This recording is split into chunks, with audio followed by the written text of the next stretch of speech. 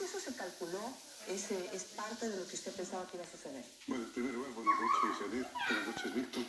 De forma particular, pues, especial a todos los ecuatorianos que nos ven y nos oyen. Sí, se calculó que podía haber, sin duda alguna, algunas de las acciones que han habido durante estos días. Pero claro está, jamás nos imaginábamos la intensidad.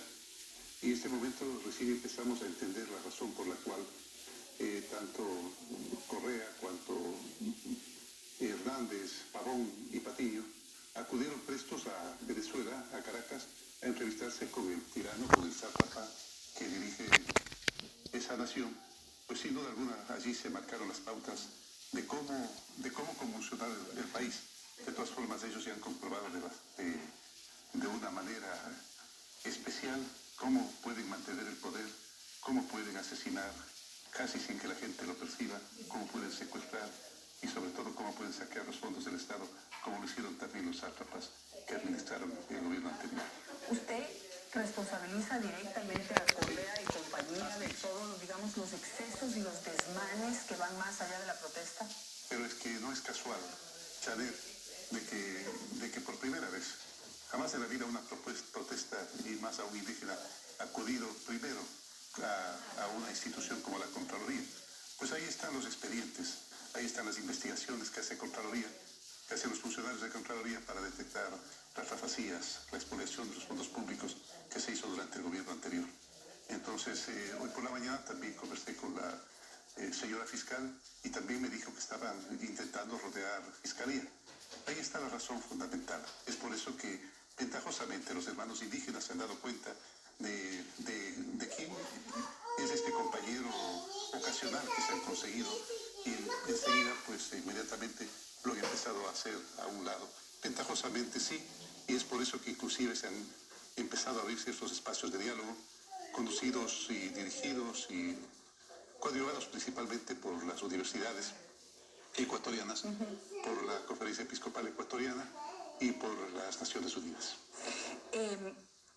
Usted habla de algo muy importante, es decir que, digamos, los grupos indígenas que en este momento están en las calles, los distintos grupos sociales, en un principio tenían un acuerdo con Correa y al tiempo se dieron cuenta que esto iba más allá de pensar en el pueblo y en soluciones para el pueblo y iban más del lado de quizás evadir esa responsabilidad con la justicia ecuatoriana. Bueno, usted verá, principalmente en las tomas, que quienes encabezan las protestas, quienes ejecutan los actos más agresivos, no son precisamente los indígenas bajo ninguna circunstancia, y no son jóvenes encapuchados. Claro, como todo delincuente, hay que taparse el rostro para poder ocultar el acto delincuencial. Pero bueno, ahora ya la CONAIE ha sido muy clara en decir que se desmarcan de todos estos excesos y se concentran en la protesta social. Sí, a la que tienen derecho. A la que tienen derecho de acuerdo a la Constitución y a la cual jamás les hemos negado esa posibilidad. Milton, por favor, si te integras a esta conversación. Presidente, sí. ¿Cómo está, Milton? Buenas noches. Gracias, Janet. Sí, presidente. Buenas noches, señor presidente. La semana pasada, vamos a cumplir mañana 8 días de que usted anunció al país las medidas económicas y todo el plan que está por entregar a la Asamblea Nacional. ¿Ustedes calcularon la dimensión que iban a tomar estas protestas, esta reacción social con tanto vandalismo? ¿Tienen informes de inteligencia de lo que se podía vivir en el país luego de tomar una decisión tan trascendental para los ecuatorianos? Un poco difícil haberlo hecho, Milton, pero podíamos prever que algo de ello vendría también, porque pensamos que bajo ninguna circunstancia este grupo de delincuentes iba a diseñar la posibilidad de afectar la gobernabilidad, de afectar el Estado de Derecho, de afectar la democracia. Algo sí, algo lo habíamos previsto, pero no sabíamos realmente de que allá lo que se estaba cocinando en Caracas, que era verdaderamente un plan completo de desestabilización del Estado. Ventajosamente el pueblo ecuatoriano ha reaccionado positivamente. Lastimosamente los daños que han causado ellos son daños cuantiosos, los daños a la producción que se han hecho son también cuantiosos y habrá que establecer las responsabilidades. Tenemos aproximadamente 700 detenidos, de los cuales 119 están procesados, principalmente vinculados al acto delincuencial de haber asaltado la Contraloría el día de ayer.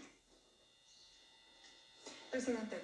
Usted, presidente, mencionó hace un momento la mediación ofrecida por Naciones Unidas, por diferentes sectores que no son políticos, que se han ofrecido a trabajar para ser de mediadores en este conflicto y buscar una solución. Es el momento de empezar a darle certezas al país, presidente, de cómo se va a devolver la calma al país. Es momento de garantizar el abastecimiento de productos, el abastecimiento de combustibles. Hay provincias que están ya sufriendo el desabastecimiento, tanto de víveres como de gasolina, diésel, etcétera. Pero claro que sí. Y precisamente estamos empeñados en ello todos los días, cotidianamente. Es por eso que inclusive me he trasladado a la ciudad de Guayaquil para poder ejercer la función, mis funciones con más tranquilidad, para que los señores ministros y quienes sean invitados para que ayuden a solucionar los problemas, pues accedan con más facilidad. Bajo ninguna circunstancia he dejado de ir a la ciudad de Quito. Ayer estuve en la ciudad de Quito y seguramente también mañana lo haré. Pero claro está, las condiciones no son las más adecuadas en el centro de Quito. Saben perfectamente que está prácticamente custodiada por un buen número de militares y policías que están resguardando esta belleza patrimonial que tiene nuestra ciudad de Quito y que bajo ninguna circunstancia vamos a permitir que se la dañe. Ya cometieron algunos actos delincuenciales en días anteriores y bajo ninguna circunstancia vamos a permitir que eso vuelva a ocurrir. Presidente, usted pisó un terreno que ningún gobierno se atrevió a pisar, y es tocar el tema de los subsidios a los combustibles.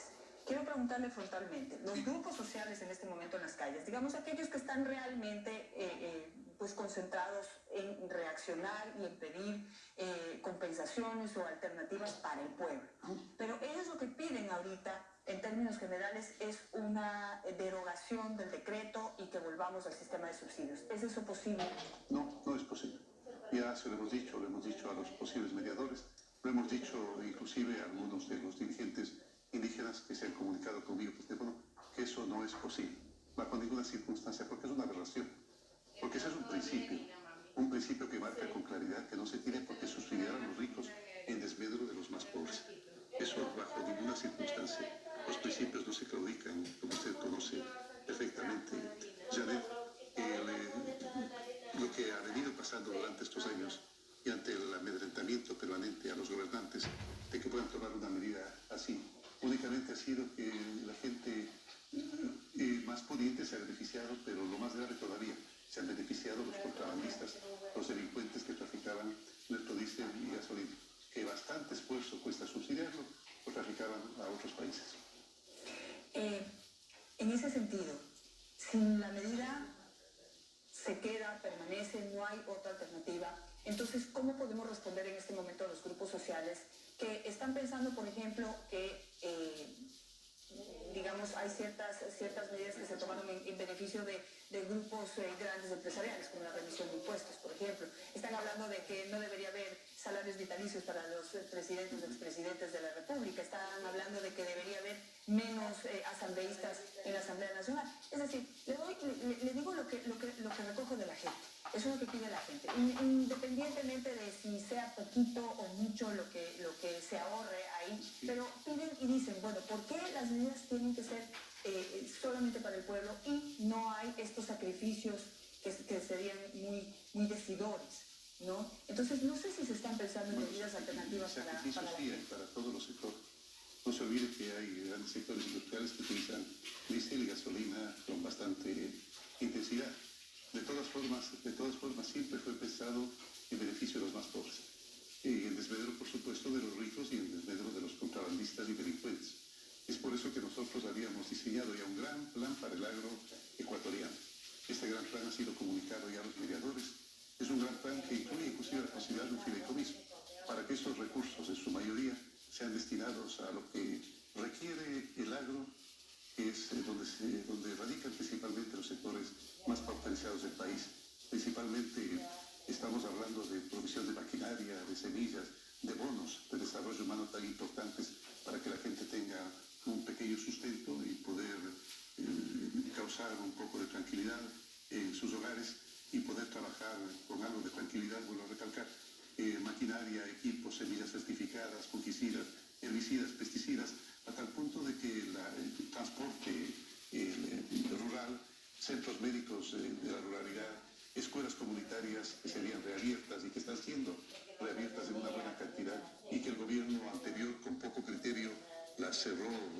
casi en su totalidad y que nosotros debemos reabrirlas, por supuesto no en las mismas condiciones pauperizantes y en las mismas condiciones de falta de calidad que tenían antes, sino mejoradas sustancialmente, pues todo aquello está, es el destino de estos recursos que se van a ahorrar.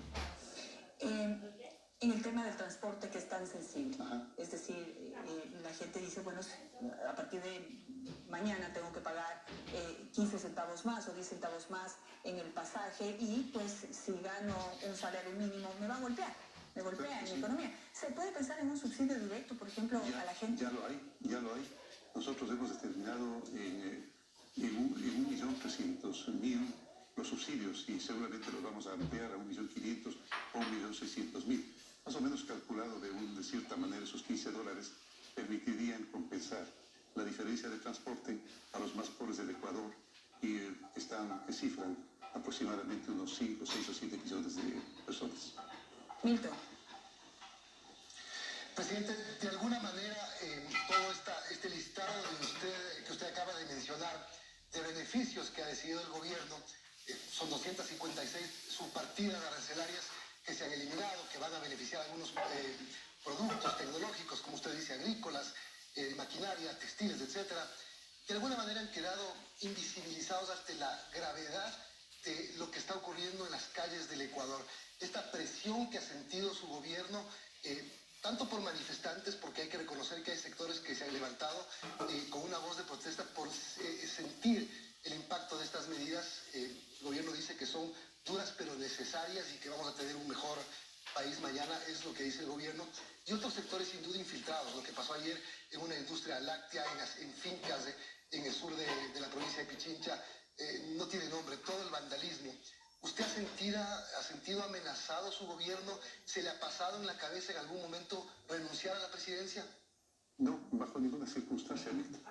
Y no veo por qué tendría que hacerlo si estoy tomando las decisiones correctas. El momento en que el pueblo ecuatoriano desea que me vaya, yo me iré. Pero no precisamente porque aquellos que quieren retornar a las vacías, a la expoliación, a la siniestralidad del pasado, quieran volver, no por eso. Debería ser voluntad del pueblo ecuatoriano. Sin embargo, vuelvo a recalcar, estoy tomando las medidas más adecuadas para que haya los paliativos necesarios y terminar esta situación lo más negativa para el Estado lo más antes posible. ¿Y cómo va a ser el gobierno y cómo va a actuar la justicia para que quienes han cometido estos actos delincuenciales que se han visto en unas imágenes terribles que han dado la vuelta al país, no solamente al país, sino al mundo, respondan ante las leyes? Estamos en un estado de excepción y todavía vemos gente que está llamando a la desobediencia, que está llamando a la desestabilización. ¿Cómo hacer para que esto pare? Estamos en un estado de excepción y no para. Bueno, realmente las ansias, el pueblo suele decir las fieras ansias de los correístas desesperan y los desesperan a ellos también. Entonces lo que hay que estar es a la expectativa de detectarlos para que no haya perdón y olvido y todos tengan que pagar ante la justicia los crímenes que han cometido. No solamente los de ahora, sino fundamentalmente los de ayer, porque para eso se llevaron los recursos del pueblo. A veces yo escucho por parte de muchas personas, amigos, conocidos, gente de la calle, que me dice, bueno, ¿para qué se robaran tanta plata? Pues precisamente para eso, para gobernar durante 300 años, para pretender volver al Ecuador. Eso no sucederá bajo ninguna circunstancia, y no porque lo diga su presidente. No sucederá porque el pueblo ecuatoriano ya quedó definitivamente curado de ese engaño que lo llamaron socialismo del siglo XXI y que de socialismo no tenía absolutamente nada. Lo único que fue es un grupo de pandilleros que asaltaron los recursos del pueblo. Volviendo al tema, digamos, a quienes realmente están interesados en pensar en el progreso y el crecimiento del país y que están preocupados por el impacto de la medida. ¿Existe negociaciones? ¿Se está hablando con los distintos grupos de indígenas? Estaba haciendo cuenta, son como 60 grupos con los que hay que conversar. ¿Se está haciendo algún tipo de acercamiento? ¿Es muy complicada la cosa? Con todas. Verdaderamente es por eso que nosotros agradecemos la participación de todos aquellos quienes están participando.